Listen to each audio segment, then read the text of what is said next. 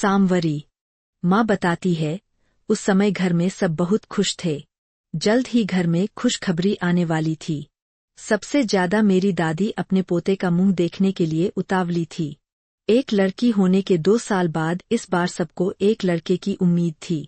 जल्दी ही सबके मुंह पर निराशा फैल गई क्योंकि इस बार भी एक लड़की हुई थी। हाँ, घर में सब दुखी थे सिवाय 2 लोगों के, एक मेरी माँ और मेरी बहन पीहू। वो दोनों ही थे वहां जो मुझे देख के खुश हुए थे। दादी की तो जैसे अब कोई उम्मीद ही नहीं बची, सब उम्मीद मर गई थी। मैं दिखने में घर में सबसे सांवली थी।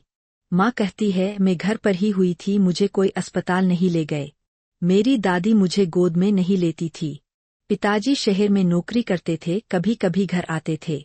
माँ मुझे और मेरी बहन से बहुत प्यार करती थी।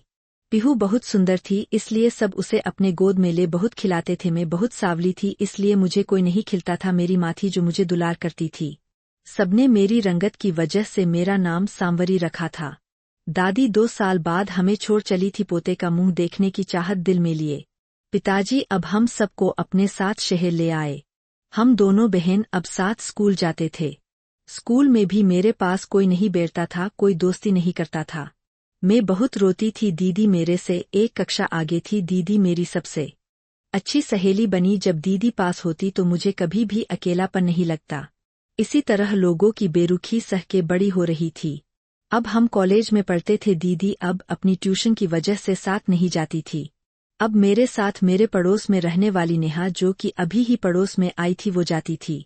नेहा के साथ हम बस से जाते तो लड़के नेहा को सीट देने के लिए खड़े हो जाते थे। नेहा बहुत खूबसूरत थी। कॉलेज में भी मुझसे कोई बोलना पसंद नहीं करते थे। मुझे अगर किसी से कोई नोट्स भी लेना हो तो सब बहाना बना देते थे। नेहा के एक बार बोलने से ही दे देते थे, इसलिए मैं नेहा से ही बोलती थी नोट्स के लिए।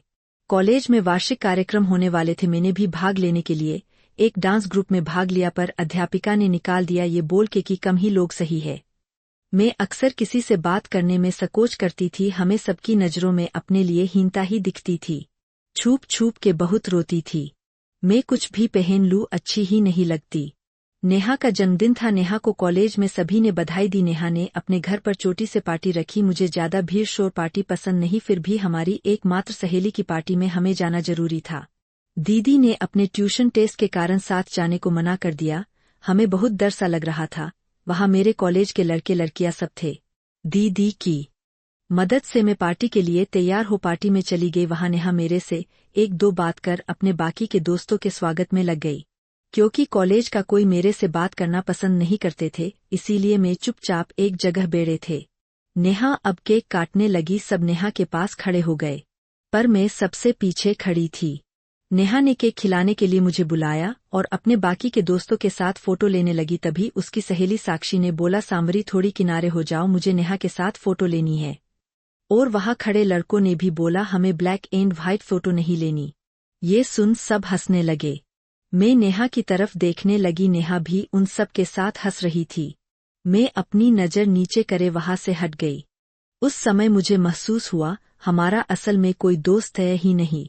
मैं वहां से जल्द ही निकलना चाहती थी। मैं नेहा को गिफ्ट देने के लिए नेहा के पास गई। उस समय भी नेहा सबके साथ फोटो लेने में व्यस्त थी। मैंने नेहा को गिफ्ट दिया। नेहा मुझे रोक रही थी। उसने कहा, एक फोटो तो ले लो हमारे साथ। तभी उसके दोस्त बोले, उसके लिए तो नेहा और लाइट्स जलानी पड़ेगी क्योंकि ऐसे तो ये दिखाई नहीं देगी। ये सुन सब हंसने लगे, साथ ही नेहा भी। हम अपनी रंगत के कारण इतना दुखी कभी नहीं हुए जितना उस समय हमें दर्द महसूस हो रहा था। हम अब सीधे वहां से निकल रोते हुए अपने घर पर रुके और आंसू साफ कर घर में गए। दीदी ने पूछा, कैसी रही पार्टी? हमने मुंह नीचे करे ही बोल दिया, बहुत अच्छी थी। माँ ने पूछा, खाना लगा दूं या पार्टी से खा के आई हो? मैंने झूठ ही बोल दिया है, खा के आई हूँ। इतना बोल मैं कमरे में चली गई और आईने के सामने खड़े हो रोने लगी। सबके मजाक बनाने हंसने की आवाज कान में गूंजने लगी। ये आवाज शांत ही नहीं हो रही थी। बहुत मुश्किल से खुद को संभाला। मुझे अपने आईने से नफरत हो गई थी। मैंने उसके ऊपर एक कपड़ा डाला और सोने चली गई, पर पूरी रात नींद नहीं आई। अगले दिन मैं कॉलेज नहीं जाना चाहती थी। मुझ में उस पार्टी के मजाक के बाद सबका सामना करने की हिम्मत नहीं थी। तबीयत ठीक नहीं बोल घर पर ही रुक गई, पर दीदी समझ गई कुछ बात जरूर है। दीदी मेरे पास आई और पूछने लगी, मैं क्या छुपा रही हूँ? मैं रो पड़ी और पार्टी की सारी बात बता दी। दीदी को नेहा और बाकी सब पर बहुत गुस्सा आया, पर मैंने मना कर दिया, दीदी किसी को कुछ मत कहना। दीदी ने मुझे बहुत प्यार से समझाया, ज्ञान के आगे हर खूबसूरती फीकी होती है। तुम पढ़ाई पर ध्यान दो, वो ही तुम्हारी खूबसूरती बनेगी। दीदी ने मुझे गले लगा लिया।